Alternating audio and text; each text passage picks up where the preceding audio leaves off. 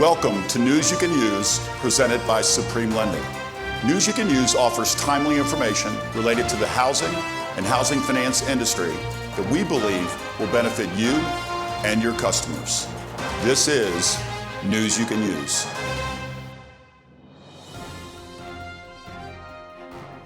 Welcome back. This weekend was a weekend for me and my family, and I experienced joy and hope. Joy, it was Lisa, my wife's of 36 years, birthday this weekend, and it was a joyful experience for she and I to really celebrate that birthday.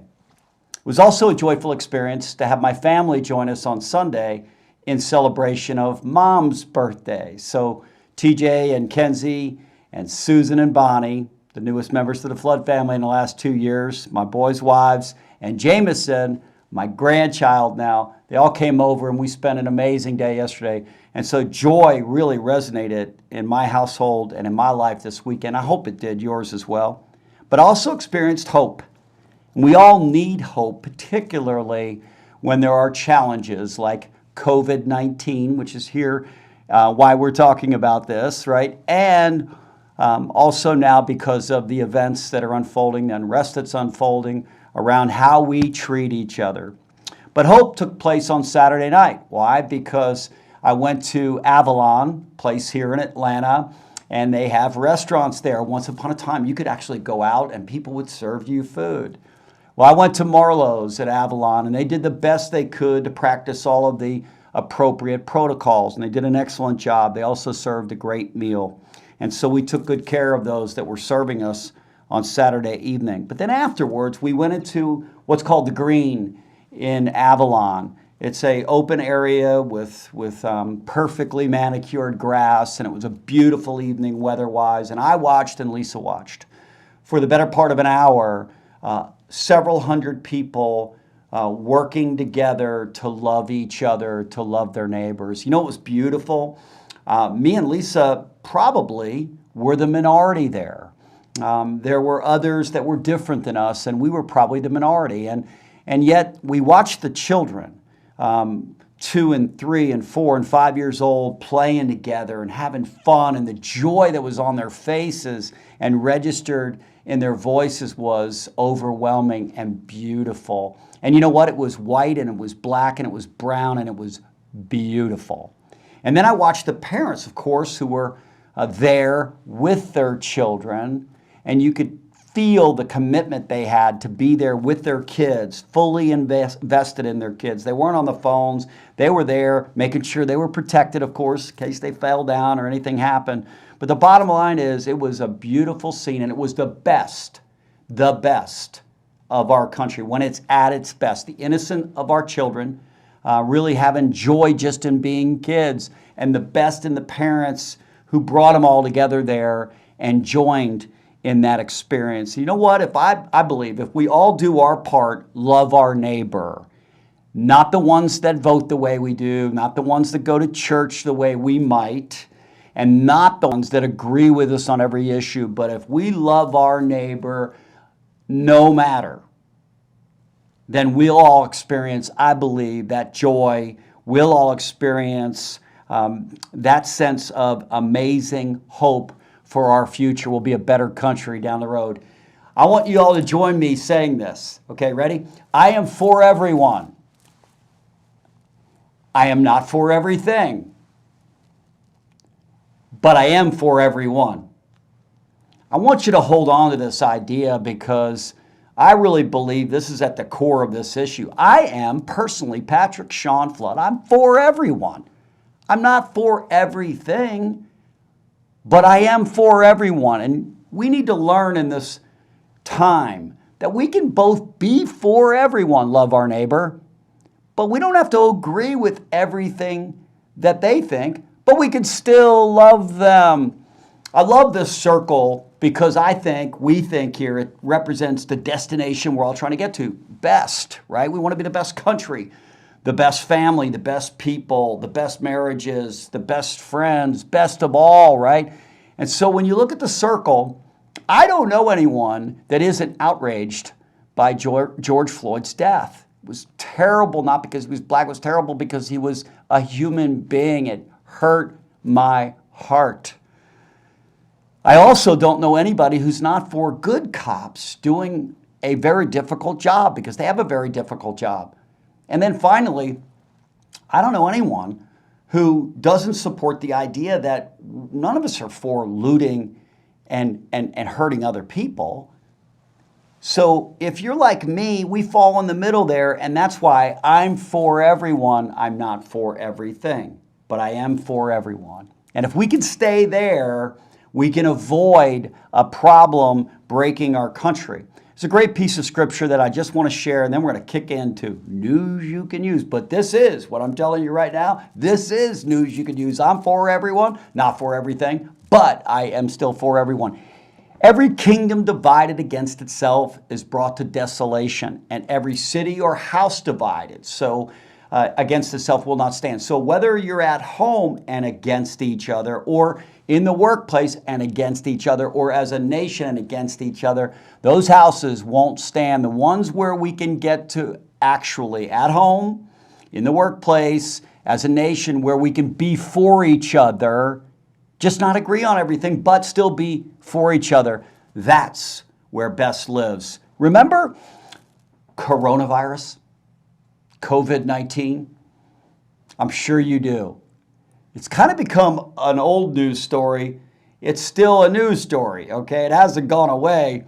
But because of coronavirus, back in March, this country induced itself into a coma from an economic standpoint. We essentially turned the lights off on the economy. We intentionally shut things down, and we did that because the potential event of COVID-19 and the impact on this nation's health, on all of our health, that was the decision that was made. And I'm for everyone, not for everything. You know, there were a big debate about should we do it, should we not do it, but I'm for everyone. So I just decided if it's best for everyone, I'll put aside maybe what I'm not for. Right? And that's what we all need to be able to do. But there were three things that we said from the very beginning in News You Can Use that we needed to keep an eye on to track the road to recovery, right? What was going to be necessary to get recovered, turn the lights back on, see the economy return to one of the best economies that had ever been prior to the shutdown. We said that the Federal Reserve and monetary policy. We said that Washington and fiscal policy, and we said that health policy were the three areas that we're going to watch. And we've been watching them and reporting them to you, and we'll continue to do so here on News You Can Use. First of all, here is everything the Fed has done to save and prop up the economy. Zero interest rates, forward guidance, lending to security firms, repo operations, relaxed regulatory environments, lending to Main Street. It's unbelievable what they've done. And you know what? It was because they knew the gravity of the moment to save lives and to shut down the economy, put it in a self-induced coma. It was going to be a big challenge to get back on the road to recovery. They've done everything we said. They get an A+ so far. Great work. On fiscal policy, Washington, could we get them to agree on anything, really? Right? So the next coronavirus stimulus bill apparently is going to be the final one, according to Senate Majority Leader Mitch McConnell. But here's what we've done in Washington now. You don't have to agree, be for everything. I'm not for everything that they've done, but guess what? I'm for everyone. So in the interest of the actions that they've taken in fiscal policy to benefit all of us, I can put aside what I wasn't for because I'm for everyone. We've done cash payments directly to Americans. We've done SBA loan relief. We did the PPP program. We've done so many things to promote economic growth during this period when we shut it down and the subsequent period. We put money in people's pockets, so we've got fuel in the tank to spend when we reopen, which we now are reopened. Our economy is now reopened, more or less in every single state throughout our country. Look, let's do this for a minute, okay? Because there's always this side and that side, and we shouldn't have ever done anything. We should have done even more. We shouldn't open. We should open. The shutdown saved lives. That's according to all of those that are experts in the field of science and medicine. They have said that it was necessary. painful as it might have been. We could argue and debate whether or not we should have left more businesses open. We could argue and debate that we stayed closed too long. We could argue and debate all those things, but I'm for everyone. I'm not for everything, but I'm for everyone. So we did what we did, and I really feel good about where we're at right now. Dr. Fossey, boy, has he had a tough job. He has not been out recently doing what we see him doing here, which is side by side the president and Pence, because remember COVID-19? It's a little bit like that now, mostly because we've kind of got a direction to go now. That's what's happened. We got a direction. We're working on vaccines. We're working on permanent kind of, in the short run, permanent ways to deal with each other, social distancing and other activities to minimize this event. We also have summer working, maybe, we don't know, for us at this point. But as the reopen took place, protests started because of the George Floyd event. And so now whether we like it or not, we've got this opportunity because social distancing, at least in the protest, has not been, let's just say, as effective as one, but it might wind up serving as a blessing because we're going to find out sooner than later as to whether or not we've really gotten this disease to quiet itself down some. But that number is going to show up sooner or later because we have gone out and we've raised voices in this country about things that we think are objections to us being better. And that's the way I like to think about it. We're raising voices because we can be better as a nation, and we should be better as a nation. So let's raise our voices together so that we can get better as a nation. Reopen the economy. We have liftoff. Recently, we had a joint venture between the federal government and the private sector, and we're back in space. And guess what? We're back in space again, exploring the economy. We turned it back on. We'll watch to see what happens with Corona because of the events of being back in business again and because of the voices that have been raised, that we're continuing to raise with regard to protests. And then we'll also see if the direction of further restrictions being removed and opening up more takes place, if in fact the data on COVID-19 holds. We also have other challenges out in front of us. Will consumers come back and how quickly? And then also, what are we going to do with regard to schools? Because we can't get back to full employment if we have schools continue to close. So lots of answers not yet had, lots of questions that still exist. We will ultimately have to answer those, and hopefully you, like me, will be behind being for everybody, okay? Just not for everything. All right, let's look about the shape of the recovery. You know what I'm for? I'm for a V, immediate bounce back to the recovery. I hope you are too. I'm not for a crash and never recovers, an L. I could be for linger at the bottom and then bounce back. I could be for that rather than L. And I could also be about the swoosh, but I'd prefer, my interest would be about the V. Well, let's see what's up. Here's what we're watching. Right now, the stock market has been telling us that we're probably going to get a V. Now, this doesn't look necessarily like a V. That is, if you start where we dropped materially, and then where we're covering doesn't look quite like a V. But I bet if this 2 years from now continues and you were to step back, because it would get to be broader, you'd see it really does look like a V. Worst case, it's like a swoosh, which is pretty darn good, and we'll take a swoosh, but we don't want an L. All right, what we're watching is we're watching the unemployment rate. This is a big deal. This is kind of an opposite V, so it looks like a V. Last Friday, we created more jobs in 1 month, in the month of May, reported in June, 2.5 million, and caught everybody by surprise. All of the economists were consensus-wise thinking we were going to 20% unemployment. It would rival close to the Great Depression. In fact, we came down on unemployment, and we're now down under 14% in the 13s. Now, when we started the year, it was 3.5%, so certainly we got a long way to go on the employment front, but we made way progress in the month of May because we reopened. We're also measuring the real output of what's happening in the economy now. And you can see that this kind of looks like a V, part swoosh, part V. But either one of those is better than an L. So we'll take either one of those. So that's what's up in terms of real output. What else are we watching? Well, this is fascinating. It tells you the world that we're in today, right? We're watching now the amount of requests for directions on Apple Maps. Why? Because that tells us people are actually getting out of the house, and those numbers are continuing to increase, which is a good thing if you're tracking the economy and what's happening. In hotel occupancy, and by the way, restaurants and travel, these are areas, probably the last to come back. We're starting to see progress. Does not look like a V, certainly. Does not look like a U, although it could coming up here soon.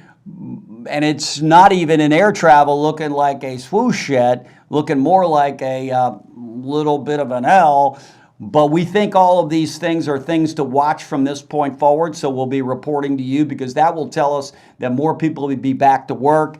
Airlines, hotels, restaurants, bars, important because that's where a material amount of the unemployment took place when we put ourselves into a self-induced coma. Here's what's interesting, really interesting for you and for me. And that is, this should bring some joy to all of us. U.S. home purchases, they look like a V right now, which is an amazing blessing to all of us that list and sell homes and represent buyers that buy homes and those that finance them. We actually saw a material downturn. I'm sure we all collectively held our breath and we're hoping for a V, but would have taken a U or would have taken a swoosh, just not an L, right? But in fact, we now see in our business, in our industry, thank God, we see what looks like a really strong rebound. So grateful. A lot of the pent-up demand came back immediately, and we'll hope that it holds. And we'll need all of those previous slides, employment, restaurants, travel, hotels, airlines to come back so we can continue this story of recovery. Stanley Druckenmiller, one of the top investors on all Wall Street, said he's been humbled personally by the market comeback. He totally underestimated the stock market's recovery, and he did so because the Fed, he said, was so aggressive and so effective that they have, in his opinion, been promoting this growth so much so that he's now kind of turning his position from where he was in expecting more like an L, not a V or a U or a swoosh. And now things are, in fact, for Mr. Druckenmiller, they're changing. And I love the fact that he said he's been humbled by it because humility for all of us is one of those lessons that when we learn it, we'll experience joy and hope. All right. Home prices are rising, a good news story. People don't want to buy assets that are going down in value, by the way. You don't want to buy stocks, you don't want to buy bonds, you don't want to buy houses if they're going down in value. So that's good news. We're continuing to see home prices at this point go higher. And mortgage demand from home buyers jumped 18% in the most recent period, year over year. We're actually up now in housing, and that is an amazing story because I can tell you that's not what most experts were actually expecting to take place.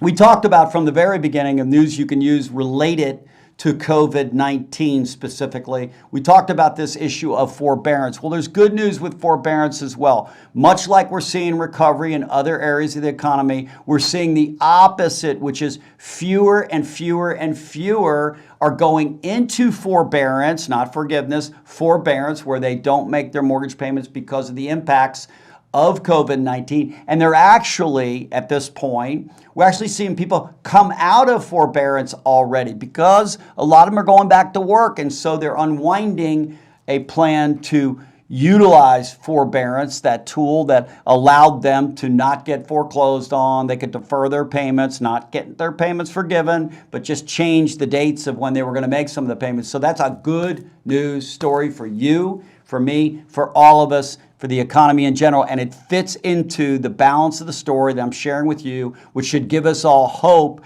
about where this economy is going in terms of the turning it back on from having put it in a coma. Housing finance and Supreme Southeast, I want to share with you again that one of the impacts initially in this event, credit tightened. It tightened, meaning that creditors, those that extend credit in every industry, reduced their interest because They thought unemployment might be going to 20%. They thought that forbearance might have a big impact, which it has. But you know what we're starting to see now? It's not reversing itself, it's stabilizing. So we're not seeing more movement. And in fact, this past week, Supreme, we moved back down on FHA loans to accepting 620 FICO scores. So we had moved to 640, and we moved back down. But we're not seeing a thaw of credit, meaning it going back to where it was pre-COVID, but that was the first move. We continue to see really good economic numbers this summer. We will continue to see some of the credit freeze thaw, and we'll see during the summer, things do thaw during the summer here in America. We'll start seeing that some of that freezing will turn into liquidity again for all consumers. But in either event, we still absolutely positively believe 50% of our customers that call us credit scores are below 700. If you don't understand credit, join the club. Most people in the country don't. But if people go to a 30-minute class with us on Fridays, your customers, think about the value you can offer your customers. You refer Supreme, you can say, and by the way, you can go to their Credit Essentials class, take you 30 minutes. That'll save you money on your mortgage likely. Oh, and by the way, the fact that you increased your credit score, you can go back to your credit card companies, your auto companies, and you can get lower cost money. Why? Because the higher the credit score you have, the lower the cost of owning those types of debts. And that's what we want to do for you because we serve others before self here at Supreme. So send your customers to Supreme. Send them to Credit Essentials so that they can get schooled in 30 minutes by what we now call the Credit Whisperer, Lisa Myers, our in-house expert, who will help your customers understand what's in the black box of credit and then give them a personal roadmap on how they can improve their credit so they can pay less. And I'll show you these numbers again because they are compelling. The difference between a 640 credit score and a 700 credit score on a $200,000 loan is $3,400. That's the difference, $3,400 at closing or embedded in the interest rate over time. Okay, so $3,400 if you go from 640 to 700 on your credit score. And you can save material amount a month if you are in fact using private mortgage insurance. Conventional loans with less than 20% down require PMI, private mortgage insurance. They charge private mortgage insurance, just like credit cards, just like auto companies, and just like mortgage companies. They charge based on your credit score. So if you improve your credit score, your cost of PMI, private mortgage insurance, will go down. Let's shift to talk about Supreme just for a minute. These are services that we think benefit you and ultimately your customers. Supreme Rescue Service, what is that? That is, you got a loan in trouble elsewhere. Either you're on the listing side or your buyer wanted to go someplace. Now the loan's in trouble, contractually and otherwise. Call Supreme, one of your LOs that are in your accounts. We'll get immediately to the top surgeons in the country doing surgery on mortgage loans, and they will give a second opinion. And oftentimes those second opinions suggest that there's a better, different treatment that would allow that loan to get unstuck and to get closed quickly. That's what you want. That's what we want. Why? Because our business, in large part, relationship business, is built based on the voices of our customers when they finish with you professionally and with us professionally. What do they say about us? Because that builds our network, our influence, and our future business. Let's talk about that is Supreme's customer satisfaction, 98.7, not bad. We do believe that we're not perfect, absolutely, but we also believe that there's probably 1.3% of the people in the population today that aren't happy about anything, in which case they might not be happy about our service. Bottom line is 98.7. Close on time, fund on time, so you can get paid on time. 99.3% of the time we close on time and fund on time, which means you're in and out of a closing in less than 60 minutes with your money, and you get paid on time, 99.3. And finally, Supreme Speed. Yes, we are really, really, really fast. When we want to drive fast, we go really fast. 8 days we can go. We're still doing 8-day closings this month. Oh, by the way, the national average for closing loans? Let's see. It increased. Surprise, surprise. There's lots of refinances in the pipelines around the country. But the average time to close in the country today, application to funding, close on time? Really? 50 days. We're not making wine, folks. We're not. We're not making wine. Supreme's numbers, 21 days. That's right, 21 days, our average against 50, which is the average for the country. Oh, and by the way, half of our loans last month were in and out in less than 10 days. So when you use this data to convince your customers not to go places that are going to make wine, because we're just making home loan transactions. We're not making wine. There's a time and place for that to happen. And again, I'll remind you, Supreme Speed. Wouldn't it be cool for your customer to get in that car? Because then you can get your money even faster. So if you need to go fast, get in our Supreme car and we will drive you really fast. I want to close by, again, asking all of you to repeat after me. I am for everyone. I'm not for everything, but I am for everyone. If we all can just embrace this for a moment and take it with us and remind ourselves when we're watching the news, remind ourselves when we're in conversation with other people, and they point out that other people are against us or other people are for things that we're not, just be reminded that that's okay. I can still be for everyone. I'm never going to be for everything because none of us are. But I can be for everyone. We do that. We'll get joy in our own hearts, and then we can have hope, not just about the recovery of our economy, but the recovery of our nation. God bless y'all. We'll see you next week.